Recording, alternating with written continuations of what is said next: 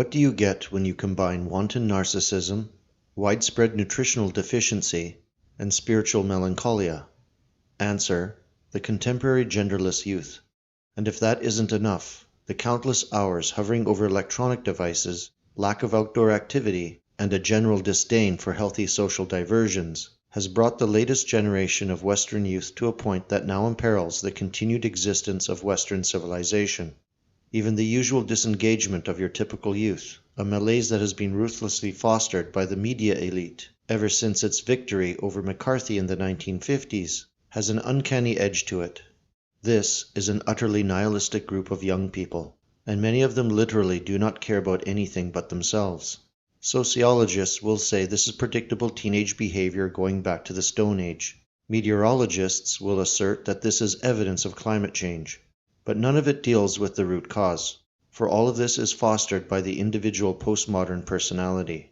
And in the following we will attempt to explain how, during its formative stages, the current generation is being modified to suit the establishment's desire for a homogeneous, sexually sterile Western human type.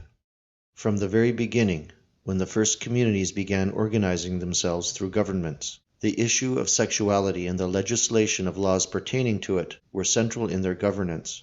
This can be seen codified in so many religious books and clay tablets that, for economy's sake, we need not develop this notion any further.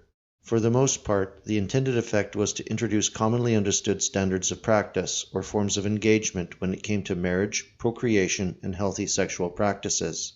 As communities evolved into ever more complex polities, institutions were required to handle the various branches of society where oversight was needed, such as policing, courts of law, or currency creation. These were originally intended to serve a social purpose, that is, for the greater good of the people the laws were supposed to represent. As time went by, however, the idea of government began to change. Special interest had always had a hand in ruling society. No kingdom could have governed without them.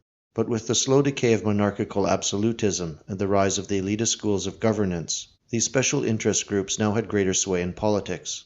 They became sponsors of new social theories, which included a belief that the rule of law must be expanded to all facets of the civilization. The last 3 centuries of Western political history, it can be argued, has been the struggle between the two ideologies of pervasive versus minimal governance. However that may be, the rise of Marxism and the 20th century idea of total government ensured that the statist philosophy of rule would be the contemporary method of choice.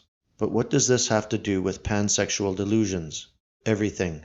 Despite some attempts by a few good politicians to impede the process, the increasing centralization of government and bureaucratic overreach, particularly in the EU, Canada, and the USA, means that a massive expansion of law codes and legislation has been made possible. In addition to this, all of the entities above have a ruling class that is infatuated with cultural Marxist social theory, a model that offers complete control over society and the individual.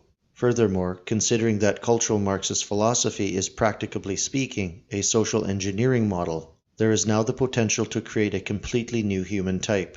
And if absolute power is their goal, the last thing they would want is a confident, heterosexually virile, independently minded population that, by its very nature, poses as an existential threat to their political monopoly. Rather, over a generation or two, permit the introduction of phthalate esters and atrazine into the food chain. Allow the unimpeded rise of estrogens to build up in boys and testosterone in girls. Forcefully legislate sex education curricula into primary schools, with particular consideration given to LGBT attitudes, and sexual confusion will become the engine of society.